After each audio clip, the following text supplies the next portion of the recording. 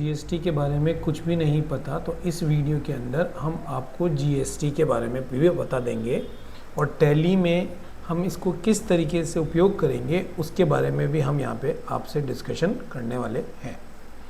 सबसे पहले ये जीएसटी के अगर हम बैकग्राउंड की बात करें कि जीएसटी से पहले जब ये जीएसटी आया, जीएसटी का जो डेट था वो था 1 जुलाई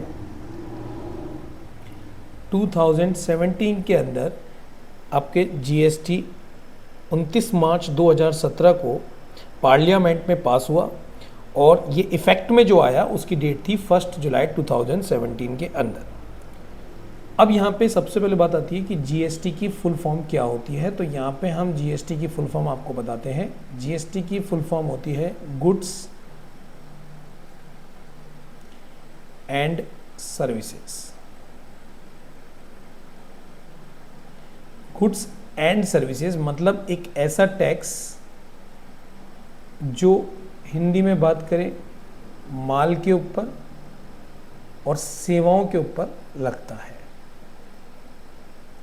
माल और सेवाओं के ऊपर जो टैक्स लगता है वो जीएसटी के अंदर आता है। अब यहाँ पे जीएसटी को पढ़ने से पहले हम इंडिया के एक बार टैक्स सिस्टम को समझने की कोशिश करते हैं। टैक्स दो तरीके से इंडिया में लगाया जाता था और लगाया जाता है भी। एक है डायरेक्ट टैक्स और एक है इनडायरेक्ट टैक्स। डायरेक्ट टैक्स में आपने सुना होगा कि आप जो भी इनकम कमाते हो उसके ऊपर जो टैक्स लगता है उसे बोलते हैं इनकम टैक्स। और इनडायरेक्ट वे में जीएसटी से पहले वैट था, custom, excise, EXIM, export and import, service tax, इतना सारे टैक्सेस गुड्स एंड सर्विसेज पे लगते थे। जब गवर्नमेंट्स ने देखा कि इतने सारे टैक्स देने के बाद व्यापारी थोड़ा सा कॉम्प्लिकेशन में चला जाता है तो उसको ध्यान में रखते हुए इन सारे टैक्सेस को लिमिटेड बेसिस पे, जैसे एक्सपोर्ट इंपोर्ट अभी भी अवेलेबल है, तो गुड्स एंड सर्विसेज को इनडायरेक्ट टैक्सेस को इंपॉर्टेंस को समझते हुए जीएसटी लॉन्च किया गया। वन नेशन वन टैक्स की थ्योरी के अंदर जीएसटी लॉन्च किया गया। तो यहाँ पे हमने आपको थोड़ा सा जीएसटी के बैकग्राउंड के बारे में बताया है। जिस तरीके से goods and services indirect tax है जो कि सप्लाई ऑफ गुड्स, पहली बात आपको याद रखनी है ये इनडायरेक्ट टैक्स है। दूसरी बात आपको याद रखनी है ये जो टैक्स है वो supply of goods and services के ऊपर चार्ज होता है।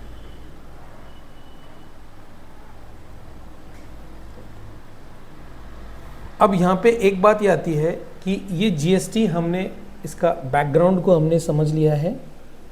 आगे बढ़ते हैं और ये देखते हैं कि ये जीएसटी जो होती है उसकी रेट्स क्या होती है। तो हम बात करने वाले हैं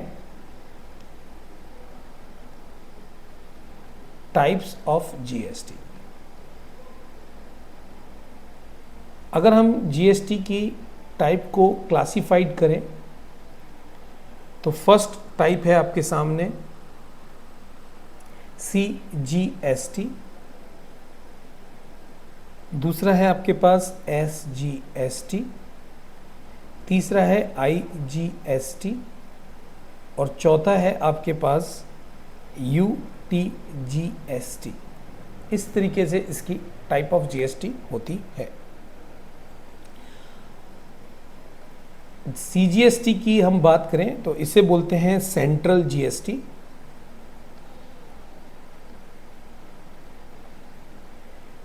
इसे बोलते हैं स्टेट जीएसटी। ये कैसे कैसे इम्प्लीमेंट होगी आगे आने वाले वीडियो में हम बताएंगे। अभी इसे बोलते हैं इंटीग्रेटेड जीएसटी।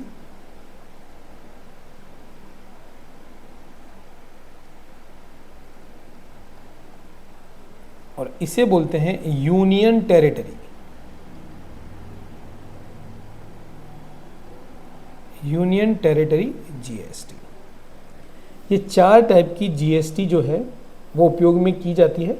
यूजीएसटी को, जो आप यूनियन टेरिटरी है, इसको ग्रुप के पॉइंट ऑफ व्यू से एसजीएसटी के अंदर यहाँ पे हम इंक्लूड कर लेते हैं, इसलिए नॉर्मली बोला जाता है 3 आपकी जीएसटी टाइप होती है। अदरवाइज अगर इसको और इन डेप्थ क्लासिफिकेशन करें तो ये 4 तरीके की जीएसटी आपको देखने को मिलेगी।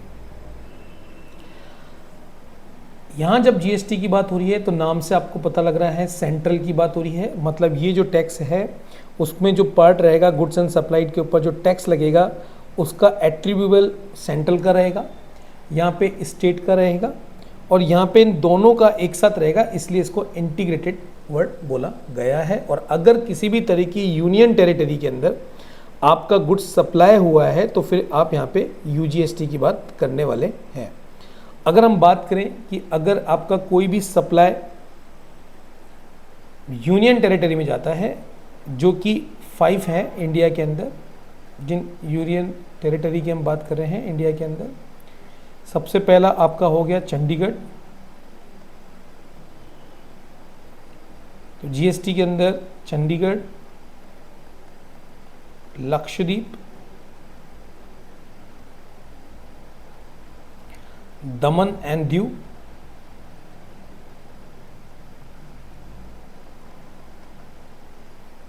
दादर नागर हवेली,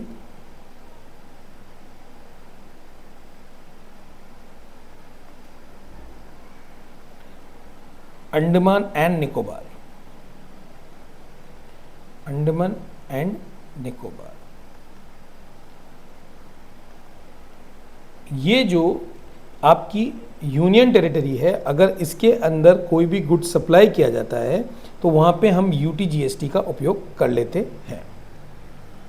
अब यहाँ पे एक कंसेप्ट समझना बहुत ज़रूरी है कि कैसे सीजीएसटी और कैसे एसजीएसटी इम्प्लीमेंट होती है, उसको हम एक बार समझने की कोशिश करेंगे, किस तरीके से हम इसको उपयोग करेंगे। तो इसके लिए हम थोड़ा सा इधर इसको मैनेज करते हैं और एग्जाम्पल से समझने की कोशिश करते हैं। मान लेते हैं ये एक पर्सन है,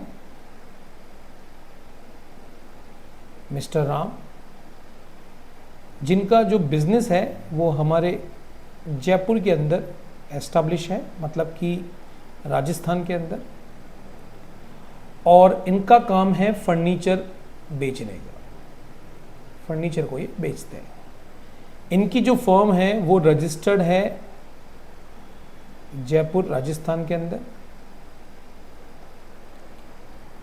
अब मान लेते हैं कि इनके पास, इन्होंने अपना जो फर्नीचर है वो सेल किया एक लोकल पार्टी को, मतलब कि जयपुर की ही एक पार्टी को इन्होंने सेल किया। एक सेल उन्होंने किया एमपी की पार्टी को। तो आप देख पा रहे हैं यहाँ पे 2 तरीके की सेल इन्होंने की है। अगर हम बात करें जयपुर, क्योंकि ये खुद जयपुर से हैं और इन्होंने जयपुर की किए हैं, तो इससे बोलते हैं इंट्रा सेल, इंट्रा सेल। और अगर इन्होंने बाहर अपने स्टेट से बाहर सेल करी है तो उससे बोलते हैं इंटर। तो ये 2 सेल से हम समझाने की कोशिश कर रहे हैं किस तरीके से जीएसटी लगेगी। एग्जाम्पल के तौर पे हम मान लेते हैं फर्नीचर के ऊपर जो रेट है, अभी रेट के बारे में हम बात करेंगे, लेकिन अभी हम मान लेते हैं 12% आपकी जीएसटी रेट है, मान लेते हैं।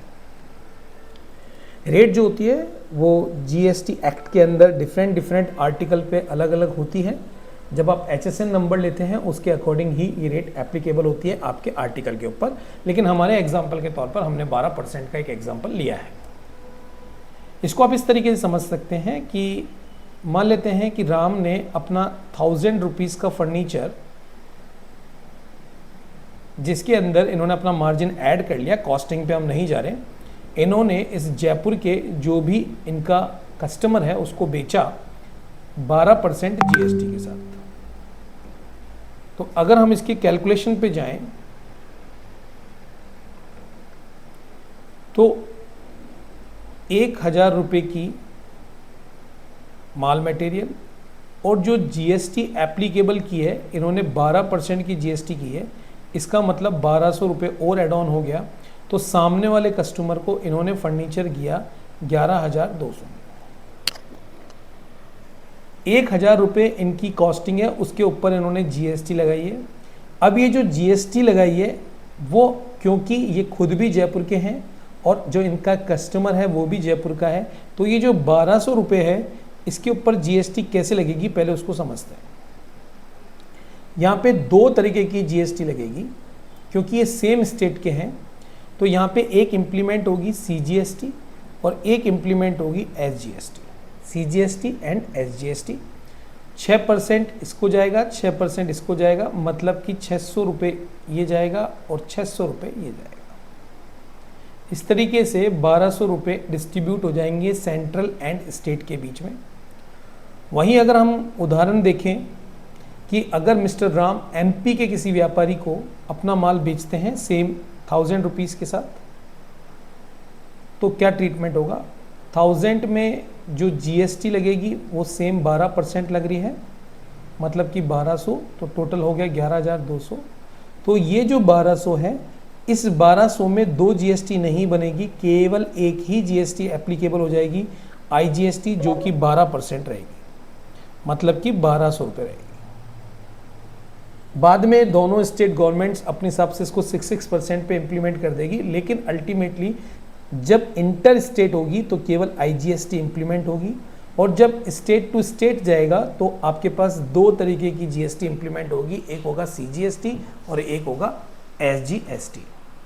इसको अच्छी तरीके से समझने के लिए एक और हम एग्जाम्पल देख लेते हैं जिससे आपकी समझ अच्छी हो जाए। मान लेते हैं एक व्यापारी है राज ट्रेडर, जो एमपी के ही व्यापारी हैं।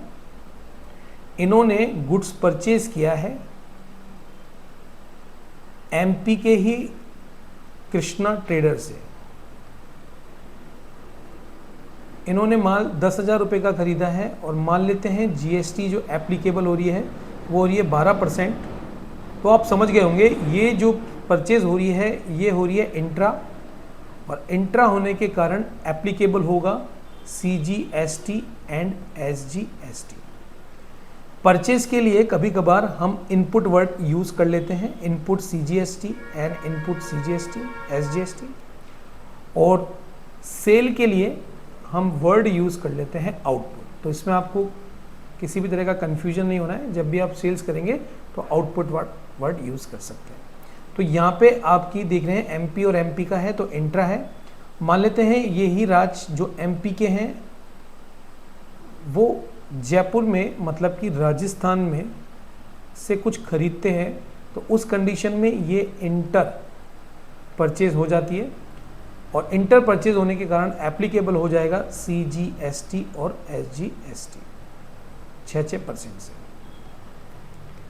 तो यहाँ पे हमने आपको किस तरीके से आपकी सीजीएसटी और एसजीएसटी और यूजीएसटी लगेगी। अगर आप यूनियन टेरिटरी में जो हमने बात किया, इस 5 इंडियन यूनियन टेरिटरी में अगर आप कोई भी गुड्स परचेज एंड सेल करते हैं तो वहाँ पे यूजीएसटी इम्प्लीमेंट हो जाती है। तो इतने पोर्शन में जो हमने आपको बताया है उसमें आपको टाइप ऑफ जीएसटी, जीएसटी का बैकग्राउंड, गुड्स एंड सर्विसेज कब एप्लीकेबल हुआ, और जीएसटी में सीजीएसटी और एसजीएसटी कैसे इम्प्लीमेंट होगी उसके बारे में हमने आपसे चर्चा करी। अब बात आती है कि अगर हम ये बात करें जिसके अंदर हम रेट्स की बात करें जीएसटी के, इसके लिए हम बिल्कुल एक नीट एंड क्लीन आपके लिए लेते हैं, जिसके अंदर हम बात कर रहे हैं जीएसटी रेट्स की।